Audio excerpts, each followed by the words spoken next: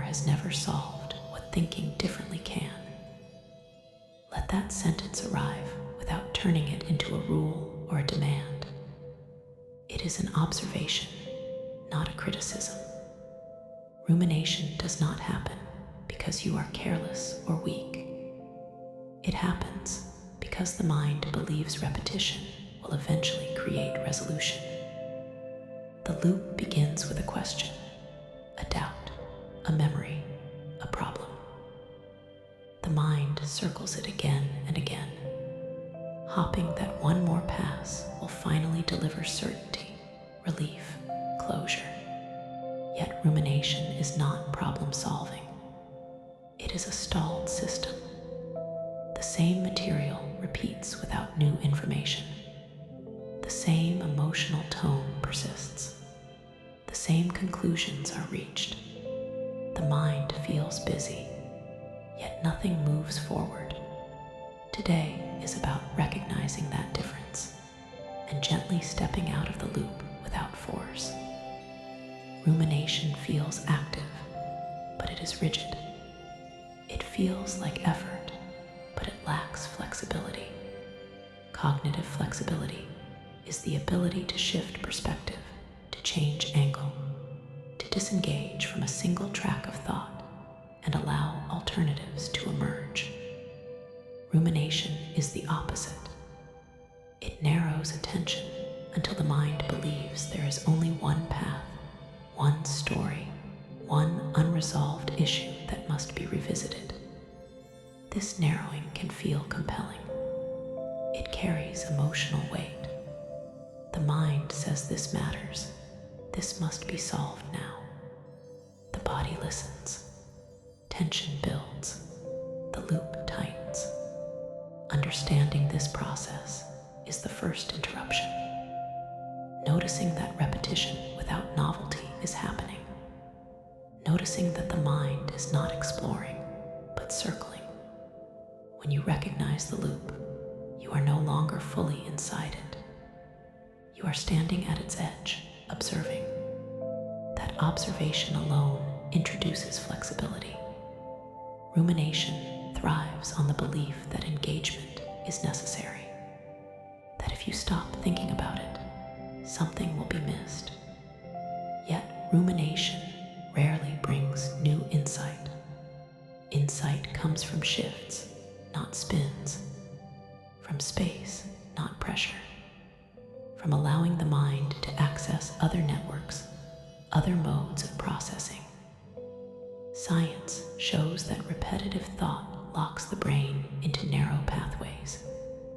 Flexibility emerges when attention broadens, when the mind is allowed to rest, to move, to experience something different.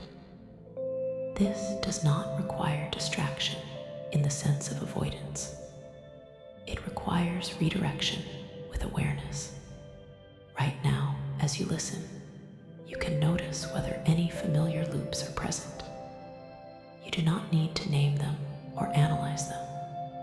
Just notice their texture, the feeling of going over the same ground, the sense of mental friction, the lack of freshness. These sensations tell you more than the content ever could. Breaking the rumination loop does not mean answering the question better. It means stepping out of the question altogether, at least temporarily. The mind often resists this idea. It says, not now. This is important. You cannot drop this. That resistance is part of the loop.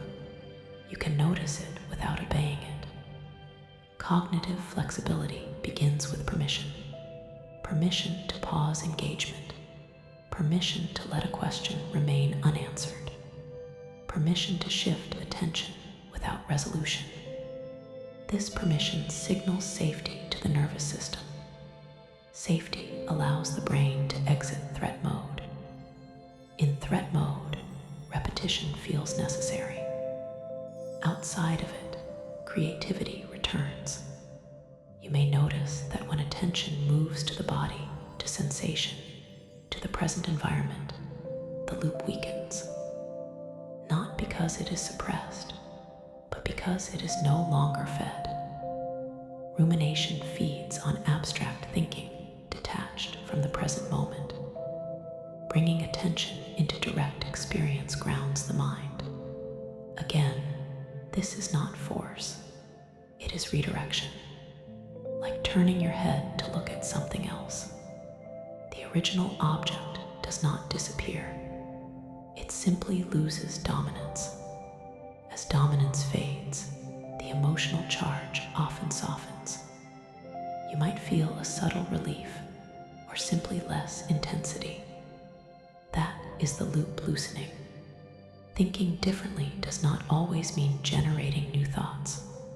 Sometimes it means changing the mode of attention entirely, from conceptual to sensory, from analytical to receptive, from narrow to wide. These shifts activate different neural circuits. They interrupt the loop at a structural level. You are not arguing with the mind. You are changing the conditions in which it operates. Over time, the mind learns that repetition is not required for safety. It learns that stepping away does not cause harm. This learning happens through experience, not logic. Each time you notice a loop and choose not to follow it, even briefly, you weaken the association between repetition and relief. Relief begins to come from disengagement instead. This is a powerful update. It happens gradually, gently. There is no need to catch every loop. You will miss many. That is normal. Awareness itself is not ruminative. It does not chase perfection. It notices when it notices. That is enough. You may also notice that rumination often has a familiar emotional tone. Regret, worry, self-criticism. These emotions are signals, not instructions. They indicate that the mind is revisiting something unresolved. But resolution does not always come from mental review. Often it comes from allowing time, perspective, and emotional processing outside of thought. When you stop feeding the loop, other forms of intelligence emerge. Intuition, insight, acceptance. These cannot be forced. They arise when space is available. Cognitive flexibility includes the ability to shift from doing to allowing, from trying to solve to letting unfold. This is not giving up. It is choosing a different strategy, one that actually works. As you sit with this, you may feel moments where the mind wants to return to a familiar loop. You might even feel pulled. That pull is habit. Habits weaken when not reinforced. You do not need to cut them off. Simply do not feed them. Attention is the fuel. Where attention goes, energy follows. When attention rests elsewhere, the loop starves. Not immediately, but over time. And time is on your side. You are not behind. You are learning. The mind that ruminates is a mind that cares. It wants to protect, to understand, to prevent pain. You can acknowledge that intention without continuing the behavior. Thank the mind for its concern and choose a different response. This choice does not require words. It can be as simple as feeling your feet, noticing a sound, sensing the breath. These small shifts are not distractions. They are exits.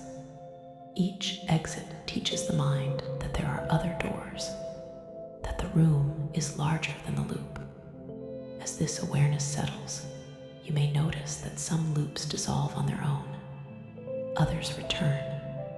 Progress is not linear. Flexibility grows through repetition of disengagement, not through elimination.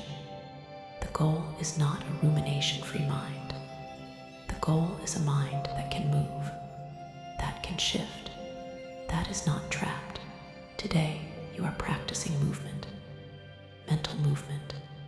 You are showing the brain that thinking differently is not about effort, but about freedom. Freedom to step back, freedom to step sideways, freedom to rest. Thinking more has never solved what thinking differently can. And thinking differently often begins with not thinking at all. Just for a moment, long enough for the loop to lose its grip, and for clarity